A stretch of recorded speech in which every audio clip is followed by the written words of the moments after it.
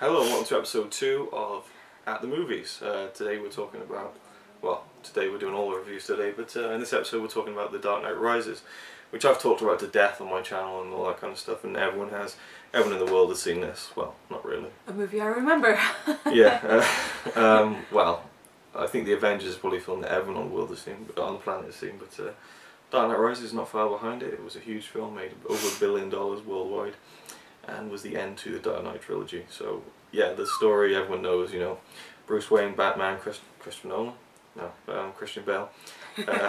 Christopher Nolan directed the film. Christian Bale sounded like that a lot. He sounded like a cat, kind of. Yeah. We just got so many cats here. It's just impossible to do a video without them interrupting it. Bruce Wayne has been out of action for 8 years after the end of the Dark Knight. And it takes a young cop called John Blake, played by Joseph Gordon-Levitt, to kind of coax him out of retirement, get back in the game, and basically see that Gotham is under threat from a masked man called Bane, played by Tom Hardy, who was fantastic. I mean, Tom Hardy's a great actor anyway, but the fact that his face was covered by a mask for most of for all of the film, you only get to see. He was only acting with his eyes And his body. So it was the physicality, the eyes, and that was kind of it, and the voice, obviously. The voice was really great, really added to the whole thing. And yeah, it's just a fantastic film, amazing film. 10 out of 10 film for me, because I just personally loved it so much. It's one of my favourite films ever now. A lot of people say, oh, it's good, but it's not as good as The Dark Knight, or it was rubbish, it was full of plot holes, and I don't know. It's one of those films where, yeah, there's things in it that, you know, you probably could pick out, but why bother?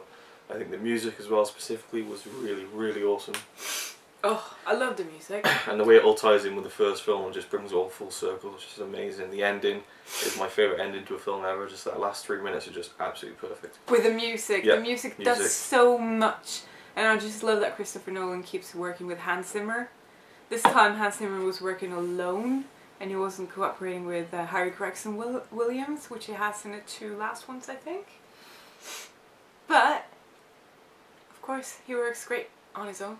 So it was awesome again, and I like how each character kind of had their own little themes in a way. So every time Bane popped up on the screen, his theme kind of came in between the music, and when Catwoman came in, and when Bruce Wayne was in there, and blah blah blah, and it was just so awesome. I love the opening. I absolutely love the opening. It's like I almost want to just go to the cinema and see it again now if it was there, just to see the opening. But then I know that I would be just sat and watch the rest of the movie because it's so brilliant. And I don't think it's too long either. Like, yeah, it is over 3 hours. No, it's just under 3 hours. Just under 3 hours, but it's not long enough, almost. Because when it ends, you just want to see what happens next, but you don't get to see what happens next. Ever. And that's so frustrating. But awesome. But awesome. 10 out of 10. Absolutely 10 out of 10.